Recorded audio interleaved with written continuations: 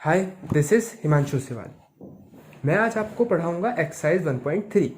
आपने last video में देखा composition of function. F x और जी एक्स दो फंक्शन थे, उनके कंपोजिशन से हमने फोग, गोफ, फोफ और गोग निकालना सीखा।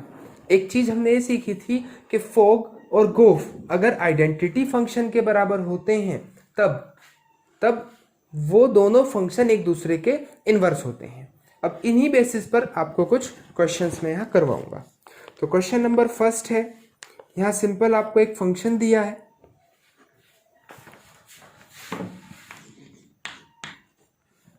f such that 1, 3, 4 tends to 1, 2, 5 और g ये कोई दूसरा फंक्शन है, ये दिया है 1, 2, 5 टेंड्स टू 1, 3। हमें फंक्शन जो दिया है, ये फंक्शन की वैल्यू है 1, 2, 3, 5, 4, 1 और g कोई जो दूसरा फंक्शन दिया है ये है 1, 3, 2, 3, 1, 5।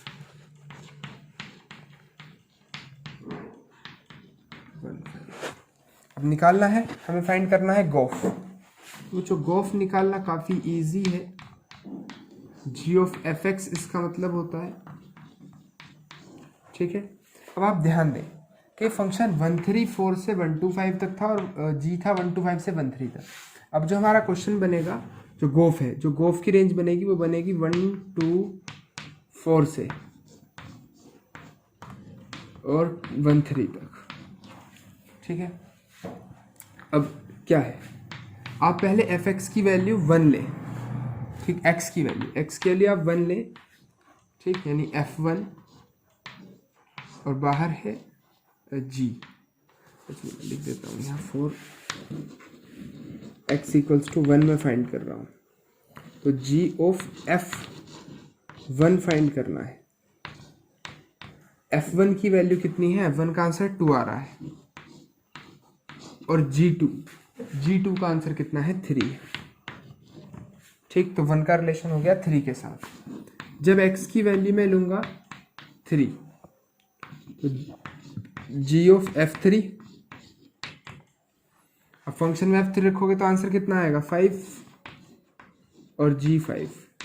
और यहाँ अगर 5 है तो 1, 3, 2, 3, 5 1, 5 तो 5 का आंसर कितना आ रहा है? 1, ठीक है। नेक्स्ट 4, जब x की वैल्यू 4 है, ठीक, आपको इन तीनों वैल्यू के लिए फाइंड करना होता है। तो g ऑफ f4 हम फाइंड कर रहे हैं। अब f4 का मतलब 4 का रिलेशन है 1 के साथ, तो g1 और g वाले फंक्शन में 1 की वैल्यू है 3। तो जो हमारा गोफ फंक्शन बन के आया वो आया जब x की वैल्यू हमने 1 रखी तो 1 का आंसर 3 है, 1, 3, कोमा जब वैल्यू मैंने रखी 3 तो आंसर आ रहा है 1, और लास्ट जब वैल्यू मैंने 4 रखी तो आंसर आ गया 3। तो ये आपका गोफ फंक्शन है। बस यही मुझे यहाँ फाइंड करके दिखाना था। Next second question,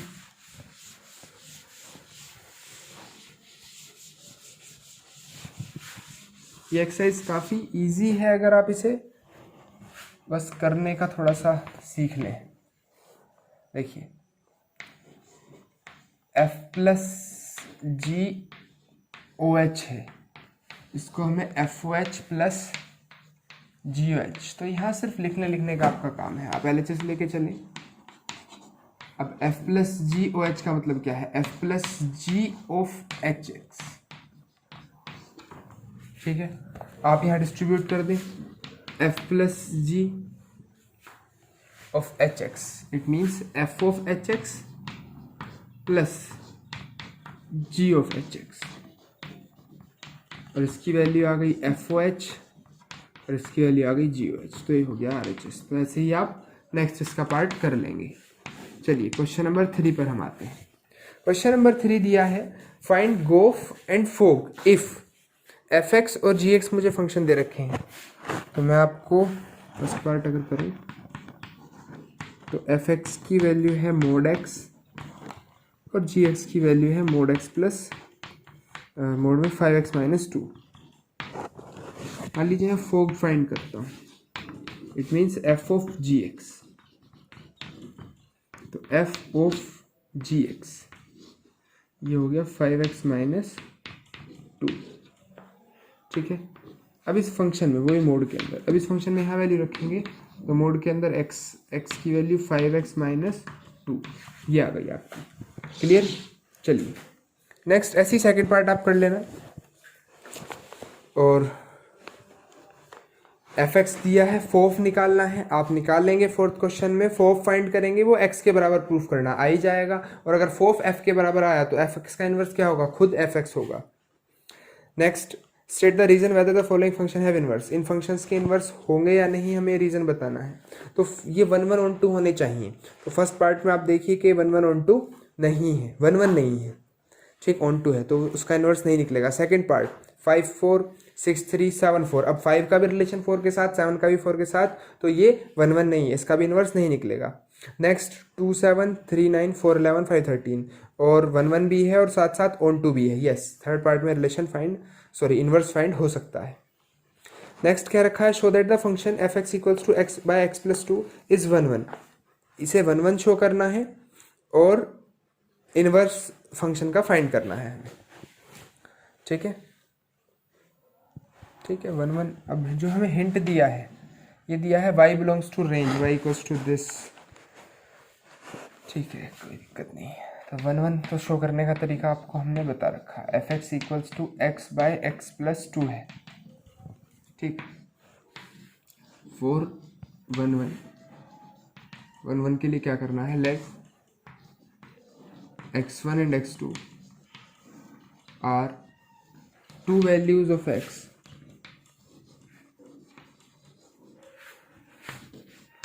such that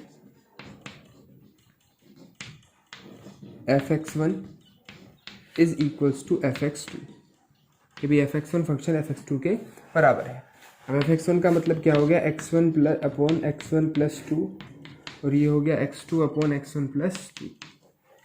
cross multiply करा दे तो x1 x2 plus 2x1 equals to x1 x2 plus 2x2।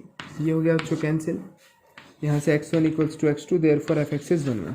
Function 1 1 show हो गया, लिख देंगे आप यहाँ line, therefore f x is 1 1। Now मुझे क्या फाइंड करना है? फंक्शन का इन्वर्स। तो लेट एफ इन्वर्स x को मैं k मान लूँ तो यहाँ एफ एक्स की जो वैल्यू है, एफ के की वैल्यू, ये वैल्यू आ जाएगी x। ठीक, एफ के का मतलब कितना हो गया? k upon k plus 2 is equals to x। तो k, अब यहाँ से हमें k की वैल्यू फाइंड करनी है, तो आप थोड़ा सा ध्यान दें। k equals to x k plus 2x से मैं इधर ले आऊँ, k minus x k equals to 2x। k common ले लें तो 1 माइनस एक्स, तो k की जो वैल्यू आ रही है वो कितनी आ रही है? 2x बाय 1 माइनस एक्स, और ये ही एफ इनवर्स एक्स है। तो फंक्शन का इनवर्स फाइंड हो गया। क्लियर? कोई डाउट नहीं है आपको? चलिए 7th क्वेश्चन आप याद कीजिए। ऐसा सा मैंने आपको शुरू में ही एक सबसे शुरू में 1.2 से पहली एक्सरसाइज वाली वीडियो में करवा दिया था। 8th क्वेश्चन, चलिए 8th क्वेश्चन हम देख लेते हैं। अच्छा है, 8th और 9th दोनों एक से हैं, मैं आपको 9th बता दूँ। ठीक है, 8th आप खुद ट्राई कीजिएगा, हो जाएगा। बस थोड़ा सा मेहनत के साथ आप इसे पढ़ते रहें। ये चैप्टर ऐसा है कि आपको एकदम से तो समझ में शायद भी ना आए, मतलब थोड़ा थोड़ा करके आपको ये एक बार में आएगा नहीं, थोड़ा थोड़ा करके आपको ये सीखना होगा। लेकिन मेन काम इसके अंदर लिखने का है। क्वेश्चन 9th, जो फंक्शन दिया है, फंक्शन की डोमेन है आर पॉजिटिव, यानी एक्स के प्लेस पर आप सिर्फ पॉजिटिव रियल नंबर रखेंगे, और जिस फंक्शन का आंसर होगा वो आएगा -5 से इन्फिनिटी वाले सेट से, यानी ये हो गए कोडोमेन। फंक्शन मुझे दिया है 9x² प्लस 6x माइनस 5, ये हमें एक फंक्शन दिया है। शो करना है f is invertible with f inverse y, इसे इन्वर्टिबल शो करना है और इसका इन्वर्स इतना दिखाना। देखिए एक तरीका तो वो था कि मैं gx कोई फंक्शन मान लूँ, इसका इन्वर्स निकाल के वो फंक्शन मान लूँ और फोक ऑफ x के बराबर दिखा दूँ तो इन्वर्टिबल शो हो जाएगा।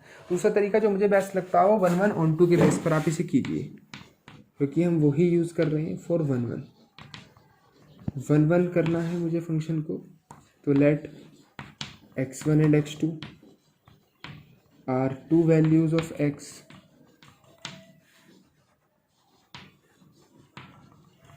such that fx1 is equals to fx2, fx1 fx2 के बराबर है। fx1 का मतलब क्या हो गया 9x1 का स्क्वायर प्लस 6x1 माइनस 5, और fx2 ये होगी बच्चों 9x2 का स्क्वायर प्लस 6x2 माइनस 5। यहाँ ये कैंसिल हो गया, 9x1 का स्क्वायर माइनस 9x2 का square is equals to 6x2 minus 6x1। 9 कॉमन ले लिया तो ये आ गया x1 square minus x2 square, और यहाँ से अगर 6 कॉमन लेंगे तो x2 माइनस x1। अब अगर मैं यहाँ फॉर्मूला लगाऊँ तो a माइनस बी और a प्लस बी, और इसे अगर मैं इधर लाऊँ तो plus 6x2 minus x1 equals to 0। अब x2 माइनस x1 नहीं, माइनस का साइन इधर आएगा तो x1 माइनस x2 हो जाएगा। ये x1 माइनस x2 हम कॉमन ले लें तो x1 माइनस x2 ले लिया कॉमन, बचा क्या 9x1 plus x2, 9x1 plus x2 और प्लस 6 इक्वल्स टू 0। तो आइदर या तो ये 0 होगा, यानी कि या तो x1 माइनस x2 0 हो गया, it means x1 equals to x2, या फिर 9x1 plus x2 equals to 6 minus का, और x1 प्लस x2 की वैल्यू कितनी हो गई -6/9। अब x की वैल्यू है r पॉजिटिव, दो पॉजिटिव रियल नंबर अगर आप ऐड करेंगे तो कभी भी आंसर माइनस का नहीं आ सकता, it means this value is correct. तो सो f(x) इज 1 1, इसका मतलब फंक्शन क्या है 1 1 है, जो फंक्शन है वो 1 1 प्रूफ हो गया। अब बात करते हैं ऑन टू फंक्शन की। तो for on to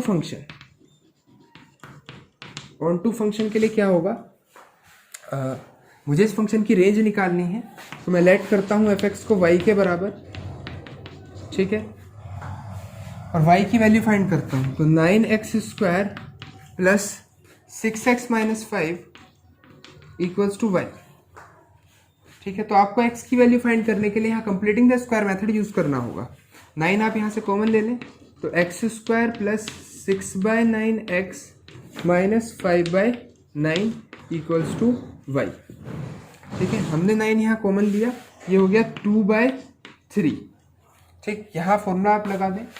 completing the square method का तरीका होता है कि x का कोफिशिएंट का हाफ, अब 2/3 का आधा यानी 1/3, 1/3 का स्क्वायर जोड़ दो और घटा दो, तो x स्क्वायर माइनस 2/3x और प्लस 1/3 का स्क्वायर जोड़ दिया और यहाँ से माइनस भी कर दिया, और वैल्यू आई -5/9, आगे लिखा हुआ था वो एज इट इज लिख दो, और इक्वल्स टू y है।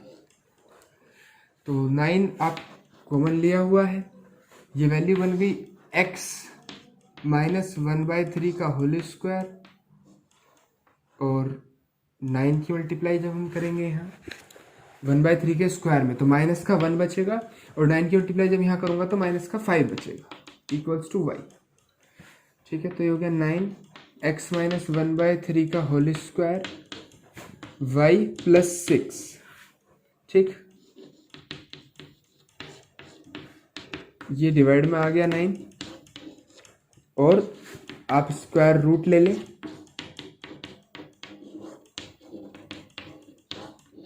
ये वैल्यू आ गई, ठीक है। और अगर मैं इस -1/3 को भी उधर भेज दूँ तो 1/3 प्लस माइनस, अच्छा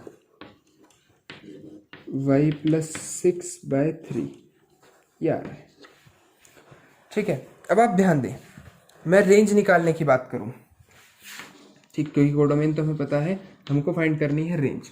मैंने आपको क्या बताया था, रूट के अंदर कभी भी नेगेटिव ना बने।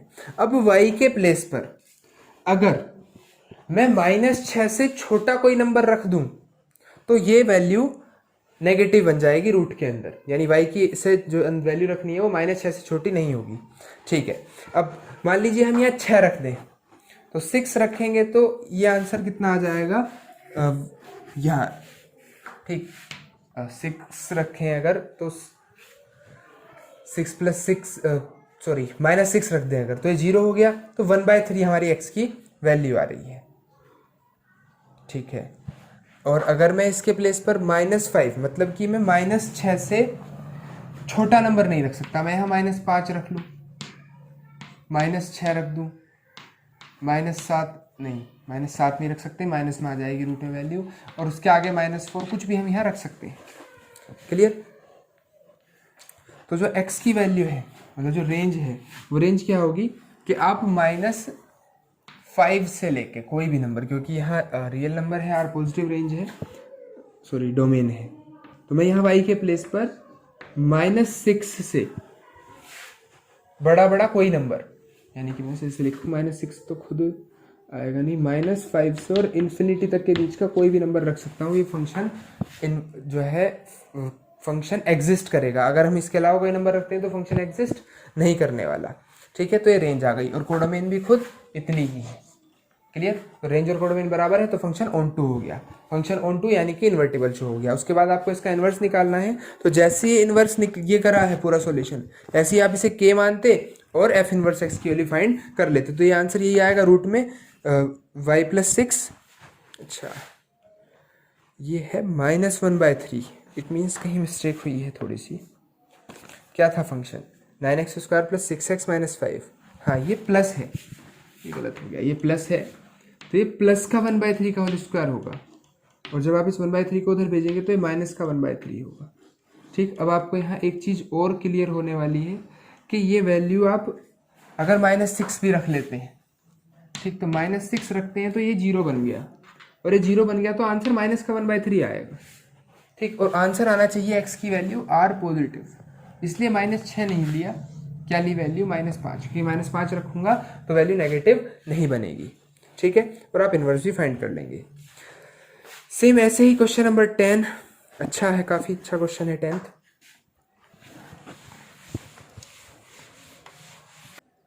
नेक्स्ट क्वेश्चन 10th अब हम देखते हैं। 10th और 12th ये क्वेश्चन दोनों काफ़ी अच्छे क्वेश्चन है, प्रूफ करने वाले हैं। यहाँ दिया है शो करना है यूनिक इन्वर्स होगा, किसी फंक्शन का इन्वर्स यूनिक है। अब ध्यान दीजिए, यूनिक इन्वर्स का मतलब क्या है कि इन्वर्स अगर कोई fx फंक्शन दे दिया तो उसका सिर्फ एक ही इन्वर्स होगा, आप एक से ज़्यादा इन्वर्स नहीं निकाल सकते। इस क्वेश्चन को भी हम कॉन्ट्रडिक्शन मेथड से ही सॉल्व करने वाले हैं। मैं लेट कर लेता हूँ, let g1x and g2x be 2 inverse of fx।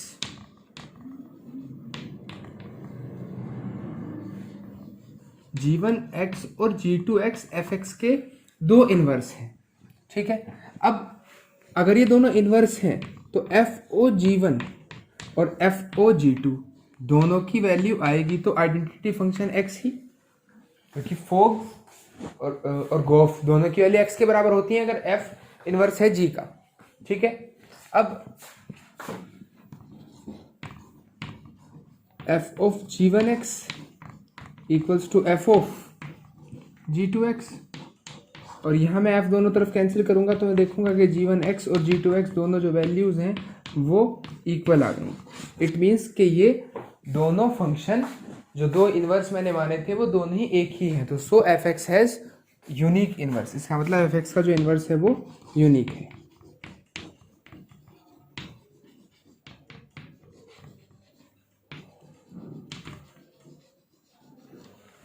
Next 12th question अब देखते हैं, बस लास्ट, बाकी बचे हुए क्वेश्चंस आपको खुद ट्राई करने हैं, डेफिनेटली होंगे, नहीं होंगे तो आप मुझे कांटेक्ट करें। तो 11th क्वेश्चन है, sorry 12th question, f x tends to y be the invertible function show that inverse of f inverse is f. यानी कि मुझे तो प्रूफ जो करना है ये करना है, एफ इनवर्स का इनवर्स एफ के बराबर होगा। ठीक, जैसे कि मैट्रिक्स में आप देखते हैं ए इनवर्स का इनवर्स ए के बराबर होता है। आप याद रखें आइडेंटिटी फंक्शन जो यहाँ है वो सेम मैट्रिक्स वाला ही है। जैसे एक ही आई के साथ प्रोडक्ट करके ए आता है, ऐसे ही आइडेंटिटी फंक्शन के साथ अगर मैं एफ की प्रोडक्ट करूंगा तो एफ आएगा। जैसे ए इंटू ए इनवर्स आई है, ऐसे ही F into F inverse I. तो ये चीज सेम है, जो मैट्रिक्स में थी वही यहाँ है। ऐसे ही ये प्रूफ करना है तो सिंपल आप लेके चलें एफ इनवर्स ओ, अच्छा आपने पढ़ा होगा एफ ओ एफ इनवर्स, मैं कह सकता हूं एफ ओ एफ इनवर्स की वैल्यू आई है। भाई फंक्शन भाई फोग आई के बराबर होता है ना, फोग अगर आई के बराबर होता तो ये दोनों एक दूसरे के इनवर्स हैं। इसका मतलब एफ ओ और जी की जगह मैं एफ का इनवर्स लिख सकता हूं, क्योंकि फोग अगर आई के बराबर है तो जी की वैल्यू क्या होगी एफ इनवर्स। तो मैंने लिख दिया F O F inverse equals to I. ठीक, और इसी तरह से सेम मैं यहाँ अगर f का इन्वर्स लूँ तो यहाँ मुझे इसका इन्वर्स चाहिए, यानी अगर मैंने यहाँ f इन्वर्स लिखा तो यहाँ पे मुझे इसका इन्वर्स चाहिए और आंसर आएगा i। बोथ साइड f ले लें, साथ में एफ ओ लगा दें यहाँ, ऐसे ही यहाँ भी एफ ओ आई। ठीक, अब इसको डिस्ट्रीब्यूट कर दो o को, तो एफ ओ एफ इनवर्स और ये o F O F inverse का inverse equals to F O I होता है एफ के बराबर। एफ ओ एफ इनवर्स है आई के बराबर और आई का किसी के साथ अगर मैं फंक्शन निकालूंगा तो वापस वही आएगा, यानी एफ ओ एफ इनवर्स का इनवर्स एफ के बराबर आ गया। ठीक है, मैं यहाँ कह सकता हूँ कि ये एफ इनवर्स का इनवर्स, एफ इनवर्स का इनवर्स क्या है बच्चों, एफ है। क्लियर है बात? ठीक है, तो बाकी बचे क्वेश्चंस आप कर लेंगे। इस क्वेश्चन को थोड़ा ध्यान से देख लीजिएगा। सिंपल हमने क्या किया, F O F inverse I के बराबर होता है, ऐसे ही F inverse O F inverse का इनवर्स भी आई के बराबर ही होगा, क्योंकि दोनों एक दूसरे के इनवर्स हैं। अब मैंने बोथ साइड एफ ओ ले लिया, तो एफ ओ एफ इनवर्स और एफ ओ एफ इनवर्स का whole inverse equals to F O I. ठीक, ये डिस्ट्रीब्यूट कर दिया, ये इसके साथ भी और इसके साथ भी। ठीक है, और एफ ओ आई के लिए कितनी आ गई, एफ आ गई खुद। Next F O F inverse, ये हो गया I, I O F O F inverse. अब आई ओ एफ एक्स अगर हम निकालेंगे तो वापस एफ ओ एफ इनवर्स ही आएगा इक्वल्स टू एफ। इसका मतलब एफ इनवर्स का इनवर्स क्या है, खुद एफ है। ठीक है, थैंक यू।